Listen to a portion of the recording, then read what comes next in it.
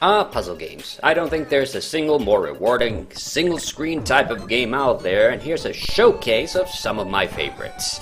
Now, I apologize already that almost all of these are going to be Nintendo ones. I'm a Nintendo kid after all. So firstly, let's start with Tetris. You know, it's a classic when the title which inspired a whole genre is still the peak of puzzlers nearly 40 years later. Developed by Soviet computer scientist Alexei Bashidnov, this game, about forming unbroken lines to clear them, is the basis of most puzzle games, but none are as rewarding as this. Maybe it's because of the Russian flair or the impersonality of the blocks, but it's really an addicting game for sure. I can always just pop this in and enjoy myself. The version of Tetris, which I've played the most, is obviously the Super Nintendo version featured on Tetris and Dr. Mario. So let's talk about Dr. Mario. This is where you have to clear the screen of all the viruses by dropping pills on top of them in a classic 4-in-a-row formation. The rigidity of the pills maybe makes this one seem a bit rudimentary compared to other block-dropping games, but at the same time, it's part of the challenge. And I really love the music in this one.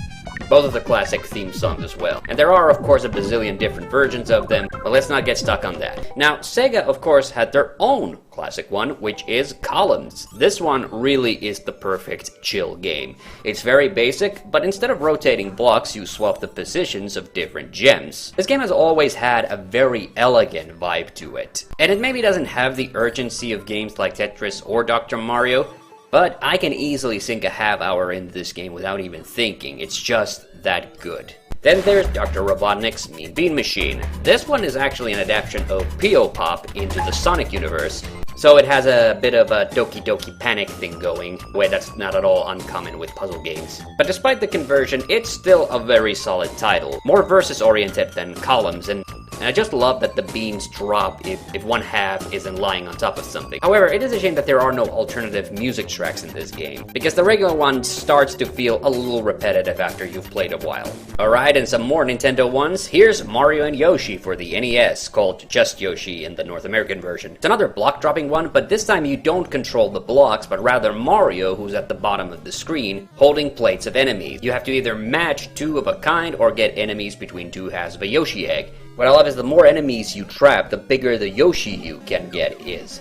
However, it does feel a little rudimentary. It's a good game, certainly for a Twilight Years NES release. Wario Woods is another weirder one for the SNES. In this one you also don't control the blocks, but rather Toad, who moves creatures and bombs around the screen. I have to say, this probably has the most unique controls of any puzzle game I've played, and because of that, it honestly takes a while to even understand how it all works. It's a solid title, especially with the music and funny voice samples, but definitely not for novices. Now, Tetris is the king of puzzlers, but I would argue Tetris Attack is actually an even better game. Now, it's a line-moving game, but where you can only swap two blocks next to each other, and the blocks keep rising towards the top. This is by far my favorite two-player puzzle game, because it's just so perfectly catered for the versus experience.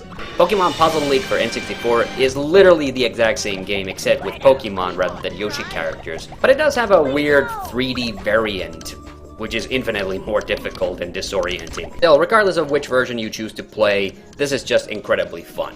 And lastly, this is a slightly more obscure one, Cleopatra Fortune. It's another block-dropping one, but one where you actually have to enclose the gems and treasures inside rocks, but also form lines. It's a lot of fun. I especially love the music.